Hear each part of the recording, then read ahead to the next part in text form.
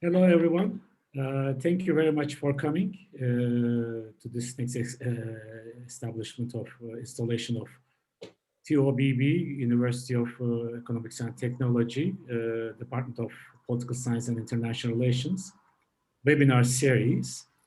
Today, our guest is Ms. Sachi Sakanashi. Let me introduce her a little bit. Hello, welcome, Sakanashi-san. Thank you for being with us today. She's joining from Tokyo. Ms. Sakanashi she's a graduate of the prestigious University of Tokyo Advanced School of International Studies. She's actually field of expertise is Middle East and especially contemporary Iranian politics and also energy. She in the past worked in the Embassy of Japan in Iran as a cultural attaché. Currently, she's in JIME Japan Institute of Middle East Studies, right? And the Institute of Energy Economics in Japan, the most important and probably largest energy research institute in Japan. She has been a visiting researcher in the past in the Gulf Research Center as well. Currently, she's a manager of research group in Institute of Energy Economics of Japan and the acting president of JIME. I hope I introduced you correctly. Sakanashi-san, please correct me if I said anything wrong. So today she's going to talk about Japan's relations with Middle East and energy security. Thank you very much for coming. I would like to leave the floor to you, Ms. Sakanashi. Good morning, everyone, ladies and gentlemen. My name is Sakanashi, and I would like to thank Bahadur Sensei for his very kind introduction. Let me prepare my presentation slide, and then I'll start my talk.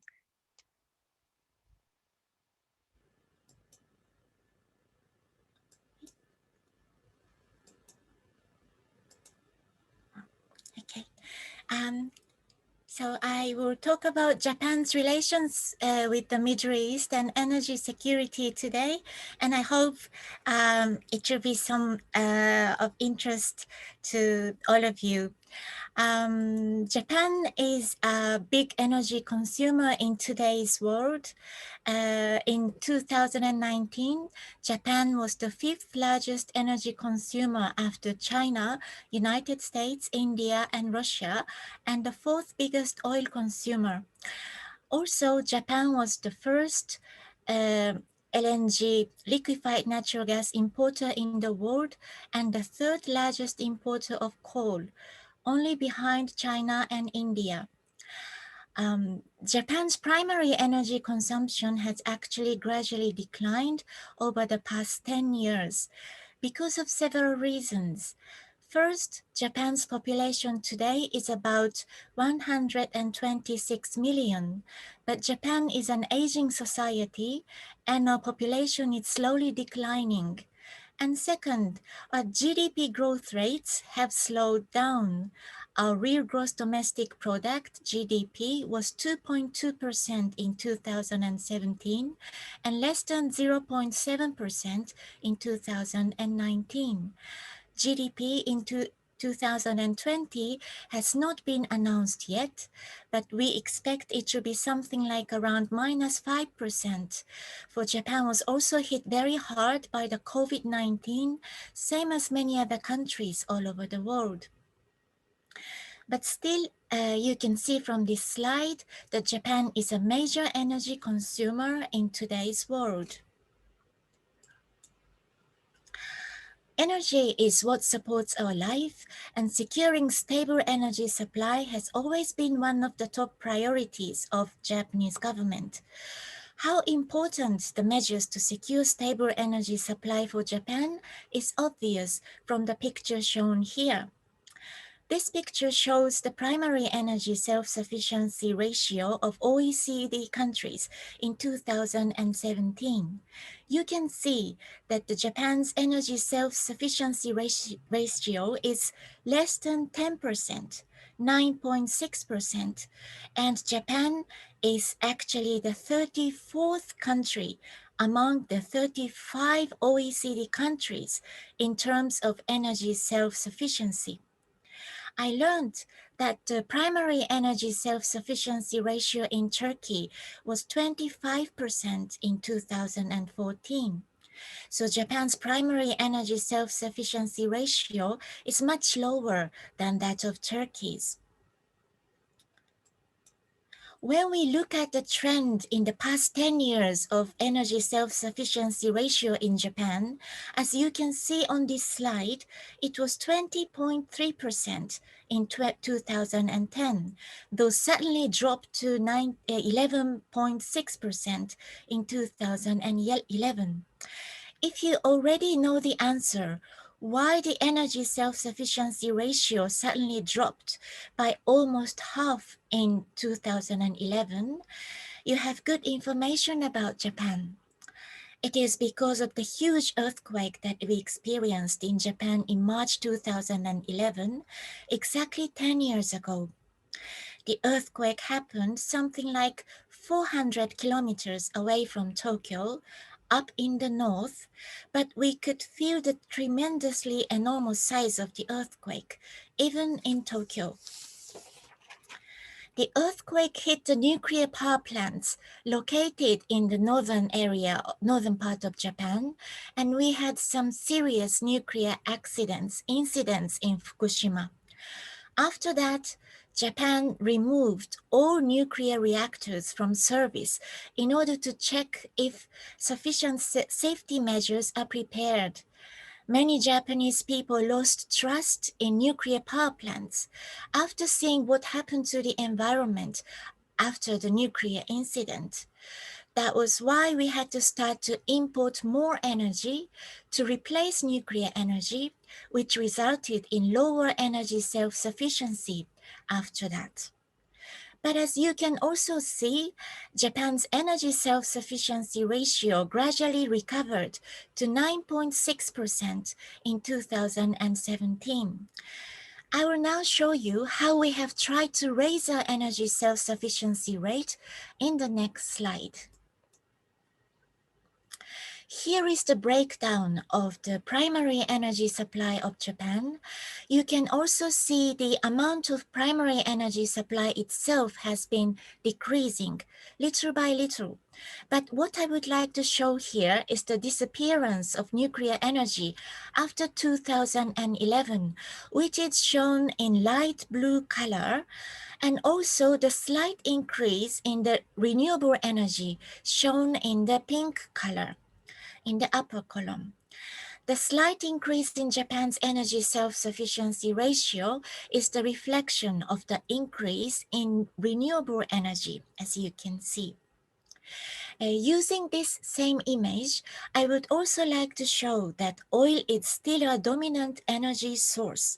As you can see, in 2018, still nearly 40% of our primary energy supply comes from oil.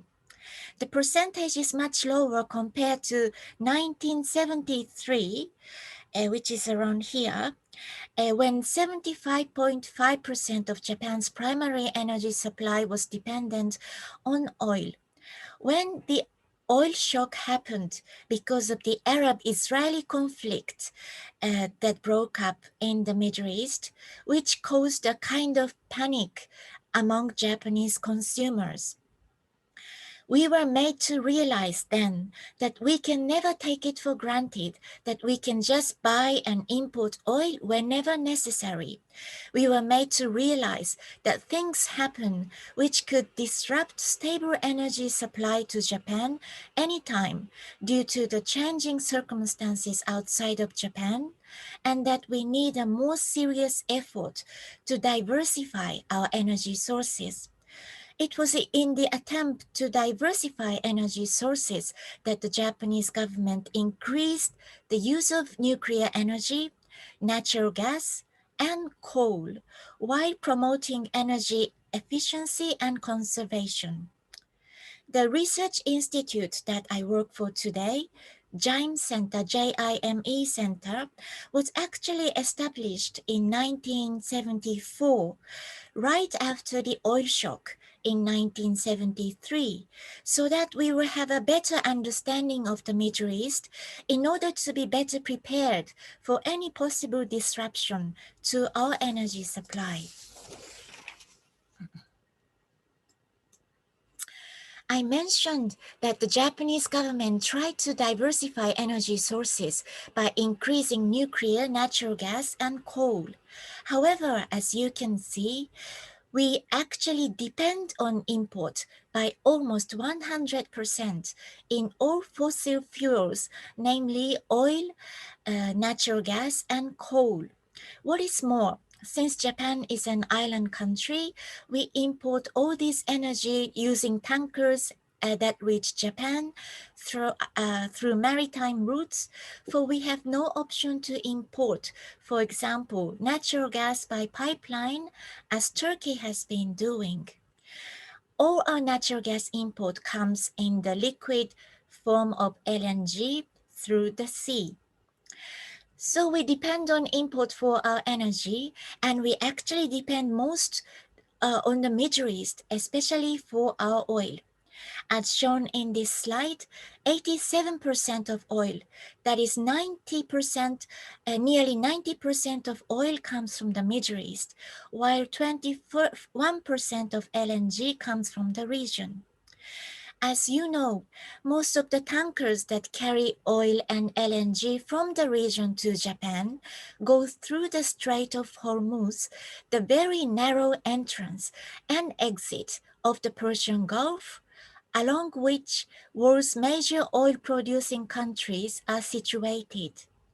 All in all, you can probably imagine how extremely vulnerable Japan's energy supply structure is. This slide is just to show which countries we import oil and natural gas from. On the left, you can see oil, most of which comes from Saudi Arabia and UAE. From the right graph, we can also see that we import gas from Qatar and UAE too. Now you can see why Middle East is so important for Japan, especially in our energy and stable energy supply. When there was an incident that a tanker carrying cargo destined for Japan was attacked in 2019, if you remember, or if you already heard of it, I'm not sure, but it became like another wake-up call for us as Japanese. The incident once again reminded our government of the importance of securing navigational safety in the Persian Gulf region. In the next slide, I would like to show that the government's attempt to secure stable energy supply has gained new dimension in recent years, namely the environmental concern caused by climate change has become an important issue to be dealt with in Japan too. As we have seen, the Japanese government has not only attempted to diversify its energy sources, but also to improve energy efficiency. And these days, the environmental concern was added to these attempts, and the importance of non-fossil fuels have been emphasized, such as renewables, nuclear, and hydrogen. Let me talk a little more about the situation of these three sources of energy in Japan today.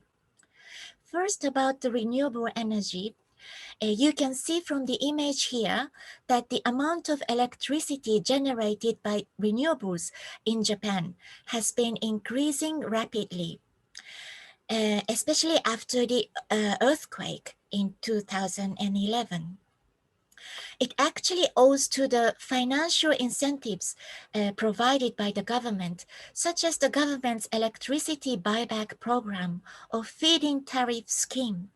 We believe that the renewable energy is not only an important fuel source for long-term energy security, but also for greenhouse gas GHG emissions reductions, and hope to increase the percentage of total renewable energy to 22 to 24% of total power generation by 2030.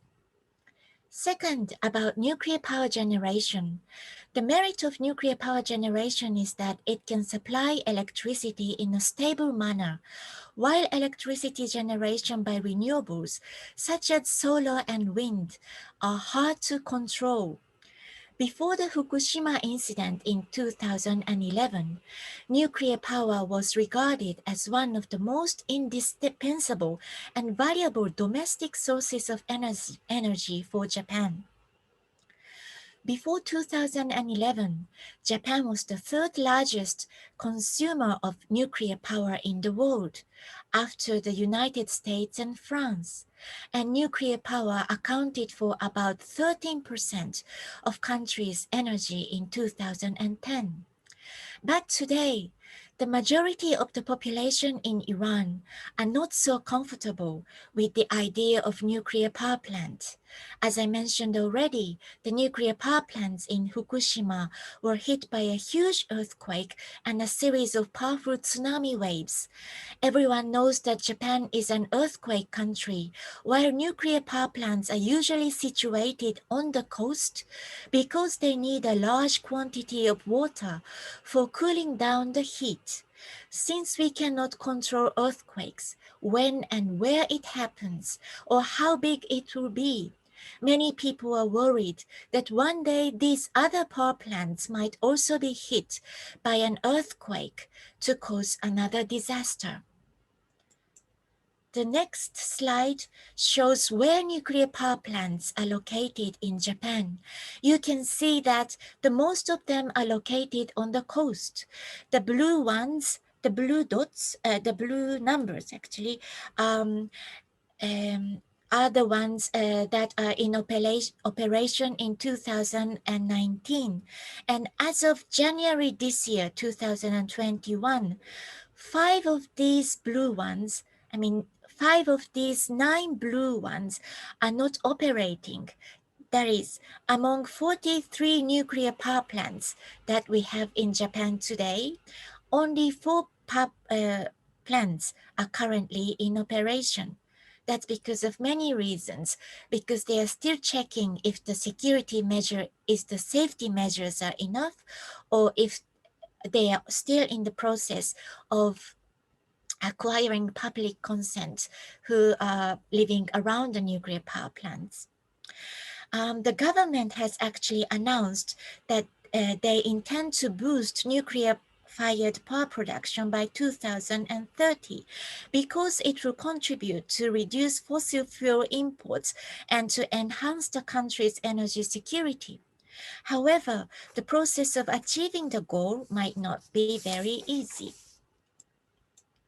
Lastly, let me briefly touch upon hydrogen, which your government has been looking at as a clean source of energy.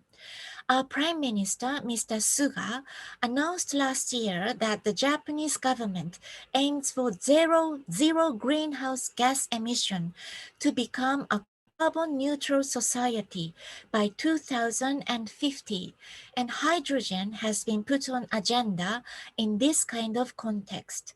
Hydrogen is expected to be a source of energy replacing fossil fuels in the future.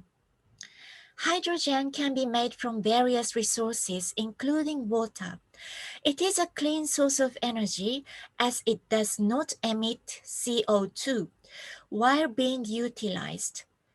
If surplus electricity generated by renewables were used to make hydrogen, it would become a carbon-free source of energy, emitting no CO2 throughout the entire process from production to utilization. It is expected to become an important future energy source, and various experimental demonstrations have already been conducted. So far, I have talked about Japan's various attempts to secure stable energy inside our country. From now, I would like to talk about what Japan has been doing externally to achieve energy security. As shown in the slide here, what we have been trying to do in what we call energy diplomacy is to maintain and enhance friendly relations with energy producing countries. Japan has tried to establish mutually beneficial multi-layered relations with the energy producing countries in the Persian Gulf region, not only through oil import, but through mutual trade and investment. There was also a new development recently. Japan approved a naval mission in December 2019 following attacks on tankers in Persian Gulf region to ensure safety of Japanese merchant ships. Japan had since dispatched two P-3C patrol planes and a naval destroyer for surveillance and research missions to ensure the safety of Japanese merchant ships, covering the high seas in the Gulf of Oman, the Northern Arabian Sea, and the Gulf of Aden, east of the Bab el-Mandeb Strait of Yemen. Prime Minister Suga extended the mission by 1 year until the end of 2021, and we are still there in the region. Maintaining friendly relations with the oil producing countries in the Persian Gulf region might not sound too complicated. However, the changing geopolitical environment in the Persian Gulf region has caused Japan some difficulty as well, which became apparent when a Japanese tanker was attacked in 2019 on the very day Prime Minister Abe was meeting the Iranian Supreme Leader Ayatollah Khamenei. The circumstances surrounding energy security today are getting complicated, and friendly relations have gained multi-dimension in Japan's relations with the energy producing countries. Let me now turn to the Japan-Iran relations as one of the case study in Japan's quest for energy security. Until the former President Trump assumed office in the United States, Japan's relations with Iran centered around oil. Japan and Iran have a long history of relations. For example, there was a discovery a couple of years ago that a Persian officer was teaching mathematics to the Japanese court officials back in the 7th century, and we have a great respect towards the Iranian Persian culture.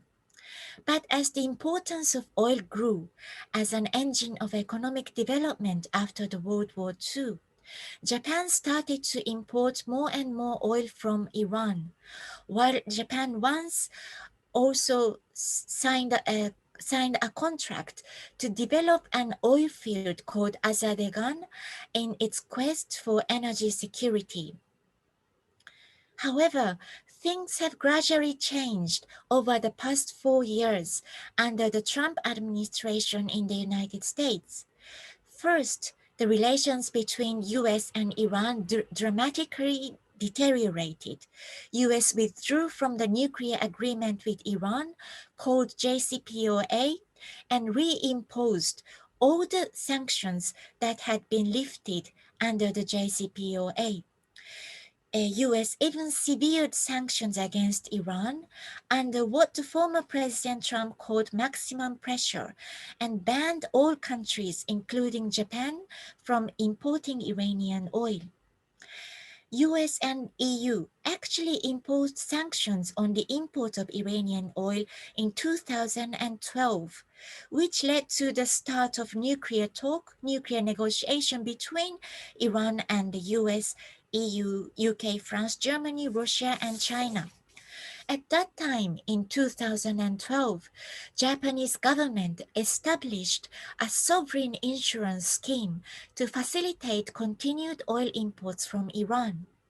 The scheme was introduced just before European reinsurance companies stopped covering tankers carrying Iranian oil. Japan tried to continue oil imports from Iran by providing sovereign insurance, for it would go without saying that oil was very important for Japan. However, the Trump administration's sanctions against Iran did not leave space for any countries keep importing Iranian oil. Iranian oil was replaced with oil from Saudi Arabia or Iraq, and Japan stopped importing Iranian oil in April 2019.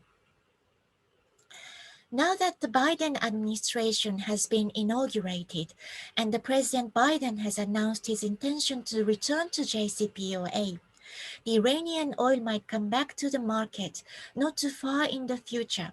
For Iran used to export its oil freely under the JCPOA during the Obama administration period.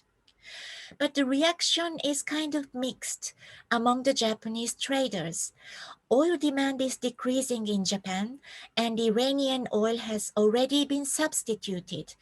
About the US administration, nobody knows if the Democratic government will be re elected in 2023 or if the Republicans will take power again. And if the Republicans come back to power, they might once again try to re impose sanctions on the imports of Iranian oil.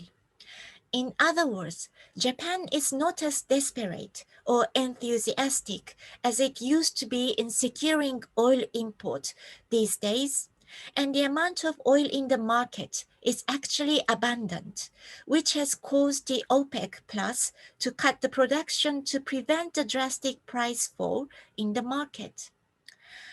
What is adding to the ambiguity of the Japanese attitude towards the Iranian oil is the policy goal of decarbonization, which has just been announced. The goal of reducing the dependency on fossil fuels by 2050 has cast shadow on the appetite for the Iranian oil among the Japanese traders. However, what about the government? What should the Japanese government do in order to secure stable energy supply in the long run? What we can say is that Japanese government's priority has not really changed. Energy diversification is as important as ever, while diplomatic effort to maintain stability of the region continues. Energy transition is a process that requires a long period of time to realize, and announcing a goal of carbon neutrality is one thing, and realizing it is quite another.